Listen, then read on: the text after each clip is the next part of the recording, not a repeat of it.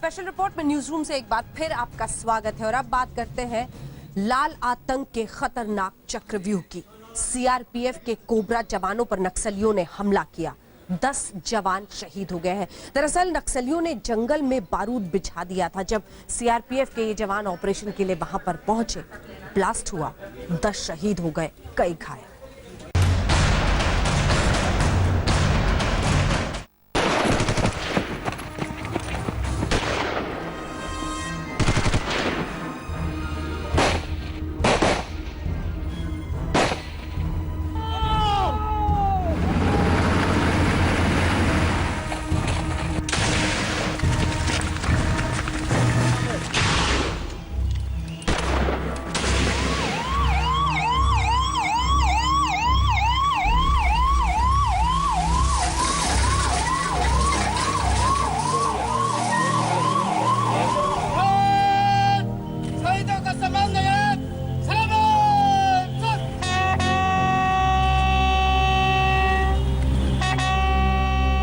लाल आतंक ने देश की धरती को एक बार फिर जाबाजों के लहू से लाल कर दिया है। हरे रंग की वर्दी में एक बार फिर नक्सलियों ने खूनी खेल खेला है। जी हां, बिहार के औरंगाबाद गया बॉर्डर के करीब जंगल में नक्सलियों ने अत्याधुनिक हथियारों से सीआरपीएफ की कोबरा बटालियन पर इतना घातक हमला बोला कि 10 जवानों को मार दिया, जबकि नक्सलियों की गोलियां झेलकर 5 कोबरा जवान अस्पताल में जिंदगी की जंग लड़ रहे हैं।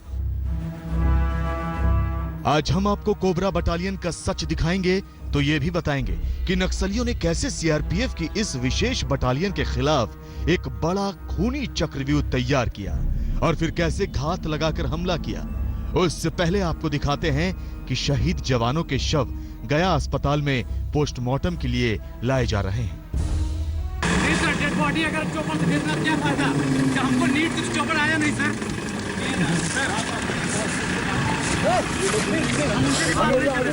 हम अंदर से सर कंटिन्यू हमारे कोर्ट पे बंदे मारे 4 घंटा प्लीज कुछ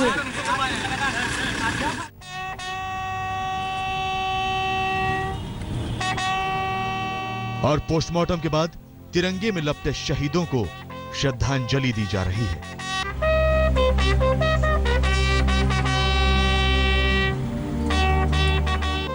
नक्सलियों के बारूद का निशाना बने शहीद जवानों में बिहार में खगड़िया के दिवाकर भी हैं। इसी साल 27 जून को दिवाकर की शादी हुई थी और शादी के बाद पहली बार ड्यूटी पर गए थे।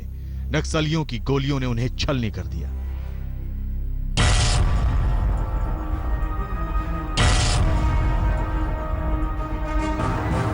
सीआरपीएफ की कोबरा बटालियन को इंटेलिजेंस का इनपुट मिलता है कि औरंगाबाद और गया के बीच चक्रा बंदा एरिया में नक्सली इकट्ठे होकर किसी बड़े हमले को अंजाम दे सकते हैं। इनपुट मिलते ही सर्च ऑपरेशन चलाया जाता है।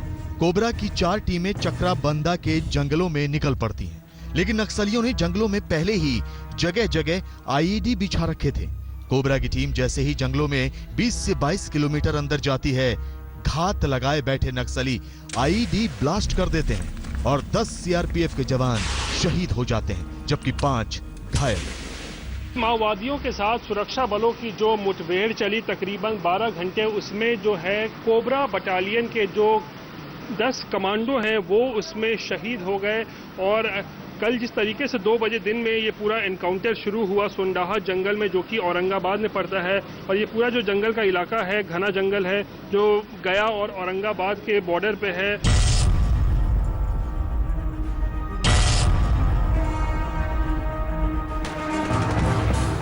नक्सली और सुरक्षा बलों के बीच एनकाउंटर शुरू होता है और पूरे दिन चलता है, जिसमें 3 नक्सली ढेर हो जाते हैं। सूत्र ये बताते हैं कि करीब 15 नक्सली इस एनकाउंटर में मारे गए हैं। नक्सलियों के पास से इंसास, AK-47 राइफल और रॉकेट लॉन्चर भी बरामद हुए हैं। सिक्योरिटी फोर्सेस को भी सफलता मिली और 3 नक्सली मारे गए। उनके पास से 3 सोफिस्टिकेटेड वेपन्स भी बरामद हुए हैं। जो ऑपरेशन है उग्रवादियों के विरुद्ध जारी रहेगा। सैनिक कल्याण कोष से बिहार सरकार ने प्रत्येक मृतक के आश्रितों को 5-5 लाख रुपए दिए हैं। उग्रवादी क्षेत्र में एक जो विशेष योजना चल रही है, उसके तहत 20-20 लाख की बीमा की राशि भी दी जाएगी। हम आपको बता दें कि सीआरपीएफ ने जंगलों में विशेष युद्ध अभियान के लिए कोबरा कमांडोज की टीम का गठन किया है और ये हमला उन हमलों में से एक है जिनमें सीआरपीएफ की कोबरा यूनिट के सबसे ज्यादा जवान शहीद हुए हैं। राज्य पुलिस और सीआरपीएफ के अतिरिक्त बल अब मौके पर पहुंच गए हैं और जंगलों में तलाशी अभियान शुरू कर दिया गया है, लेकिन इस हमले ने राज्य और केंद्र सरकार दोनों की चिंताएं बढ़ा दी हैं। Very unfortunate, but we are getting the detailed reports now. So I'll come back with the detailed.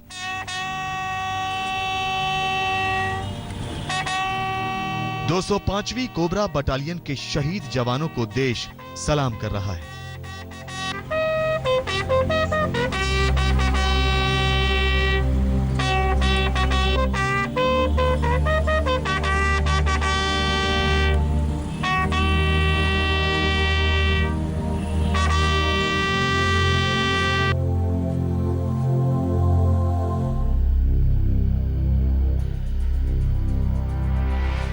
गया से रोहित सिंह के साथ सुजीत कुमार झा, पटना आज तक।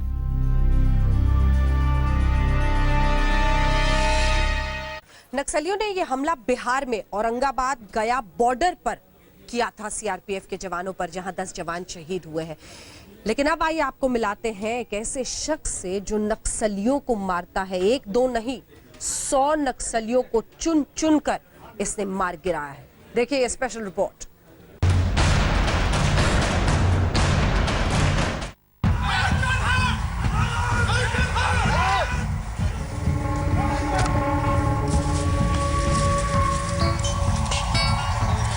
जवानों की ये फौज जंगलों में नक्सलियों को तलाश रही है। ये समझ लीजिए जैसे ही कोई नक्सली नजर आया उसे ये ऑन द स्पॉट ढेर कर देंगे। ये टीम नक्सलियों की जानी दुश्मन है। आप तस्वीरों में देख सकते हैं कि कैसे ये जवान नक्सलियों को खोज रहे हैं। कभी ये पहाड़ों पर चढ़ चढ़कर नक्सलियों को तलाशते हैं तो कभी निकल पड़ते हैं जंगलों की झाड़ियों में लाल आतंक को नेस्तनाबूद करने। लेकिन ये पूरी टीम नक्सलियों के सबसे बड़े दुश्मन के साथ है। जी हां, लाल आतंक का वो दुश्मन जो अब तक 100 नक्सलियों को मौत के घाट उतार चुका है। तो आइए आपको मिलवाते हैं नक्सलियों के दुश्मन नंबर 1 से।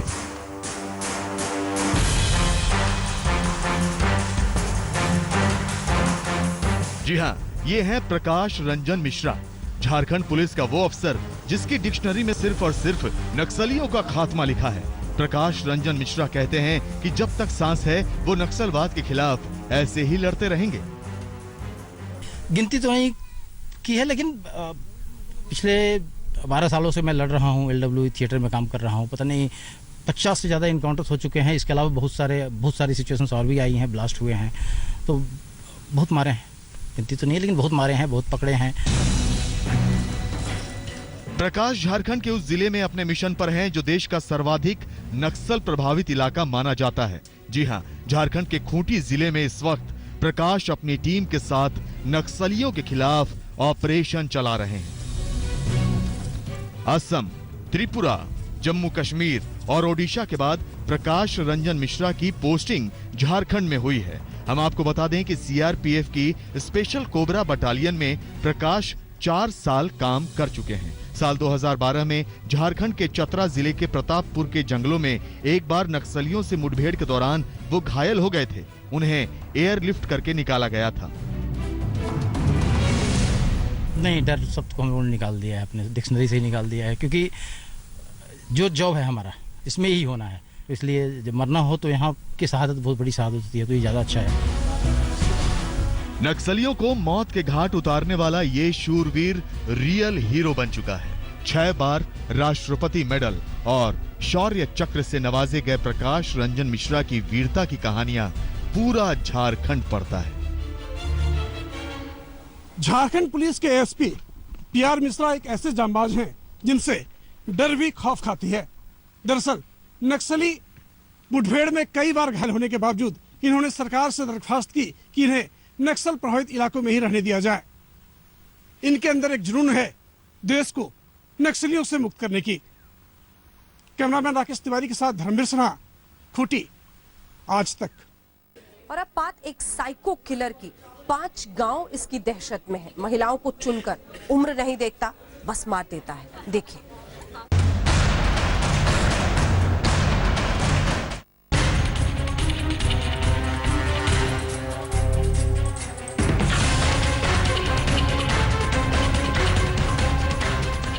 उसके आतंक से गांव की सड़कें सूनी पड़ी हैं। महिलाओं का घर से निकलना दूभर हो गया है। वो दबे पांव आता है और अकेली महिला पर वार कर सन्नाटे में गुम हो जाता है। पुलिस के हाथ अब तक खाली हैं और खौफ के मारे गांव वालों का दिल बैठा जा रहा है। बिजनौर में लेडी किलर की दहशत। 4 महिलाओं की हत्या से पसरा खौफ। पिछले 1.5 महीने से बिजनौर के नजीबाबाद और मंडावली इलाके में लेडी किलर ने गांव वालों का जीना मुहाल कर दिया है। महिलाएं ना तो जानवरों का चारा लाने बाहर जा पा रही हैं और ना ही बच्चियां स्कूल जाने की हिम्मत जुटा पा रही हैं। यहां तक कि गर्मी के चलते जो महिलाएं आंगन में सोती थी वो अब बंद कमरे में सोने को मजबूर है। गांव वालों की माने तो एक लंबा चौड़ा इंसान पीछे से महिलाओं के सिर पर डंडे से वार करता है और पलक झपकते ही गायब हो जाता है। महिलाओं के जो जंगल में जाती हैं या घर में आती हैं, उनके जो है घर में आके महिलाओं के सर पे वार करता है और उनको मौत के घाट उतार देता है। सिर पर पट्टी बांधे चारपाई पर बैठी रामकली भी उसी लेडी किलर का शिकार बनी, जो ना तो 20 साल की लड़की को बख्शता है और ना ही 60 साल की बुजुर्ग पर रहम करता है। उसने पता नहीं क्या ये ऐसा पीछे से आकर सिर के तरफ से ये ऐसा मुंह पर ये मारा है ये जो लेडी किलर अब तक 4 महिलाओं को मौत के घाट उतार चुका है, जबकि 6 महिलाएं घायल हैं जिनका अलग अलग अस्पतालों में इलाज चल रहा है। लेडी किलर को धर दबोचने के लिए पुलिस की 6 टीमें बनाई गई हैं, लेकिन अब तक बिजनौर पुलिस के हाथ खाली हैं। अभी तक कोई लोग ये नहीं देख पाए कि ये अटैक करने वाला कौन सा व्यक्ति है। इस बात की कोशिश में है कि हम ऐसे सिरफिरे व्यक्ति को रंगे हाथ गिरफ्तार कर सकें। नजीबाबाद क्षेत्र के गांव साहनपुर, नगला पिथौरा, गिरदावा पदारतपुर, जुल्फकार गढ़ी और बसंत कुंज में लेडी किलर की दहशत कुछ ज्यादा ही है। पुलिस की टीमें तो गश्त कर ही रही हैं, लोग भी इस अनजाने खतरे को लेकर मुस्तैद हैं। लेकिन सवाल ये कि कहीं ये कोई साइको किलर तो नहीं और पुलिस इसे पकड़ने में अब तक कामयाब क्यों नहीं हो पाई। संजीव शर्मा, बिजनौर, आज तक। इसी के साथ स्पेशल रिपोर्ट में हम रुक रहे हैं एक और ब्रेक के लिए। ब्रेक के उस पार आपको दिखाएंगे दिल्ली की नैना का कातिल कौन। देखते रहिए आज तक। और अब बात दिल्ली के एक ऐसे मर्डर मिस्ट्री की जिसकी वजह से दिल्ली से लेकर हापुड़ तक की पुलिस परेशान है। नैना नाम की एक टीचर अपने पूरे परिवार के साथ निकली थी, लेकिन नैना का शव मिल गया, परिवार का पता नहीं।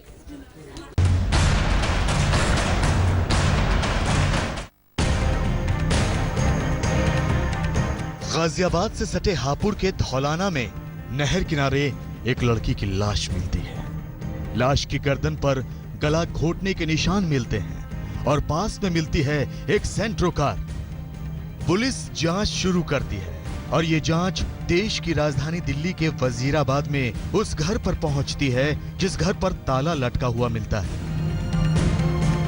मामला खुलता है और लाश 25 साल की एक स्कूल टीचर नैना की निकलती है। वो नैना जो भजनपुरा के एक स्कूल में पढ़ाती थी। पूछताछ के दौरान पता चलता है कि शुक्रवार यानी 15 जुलाई को सुबह 10 बजे उसके पिता वेद प्रकाश, मां साधना और भाई शुभम कार से कहीं जाने के लिए निकले थे। वो कहां जा रहे थे किसी को नहीं बताया, लेकिन नैना की लाश कार में मिली तो परिवार की गुमशुदगी ने दिल्ली और हापुड़ पुलिस दोनों को उलझा दिया। और इसी के साथ न्यूज रूम से स्पेशल रिपोर्ट में इतना ही, लेकिन देश दुनिया की बाकी खबरों के लिए आप देखते रहिए आज तक।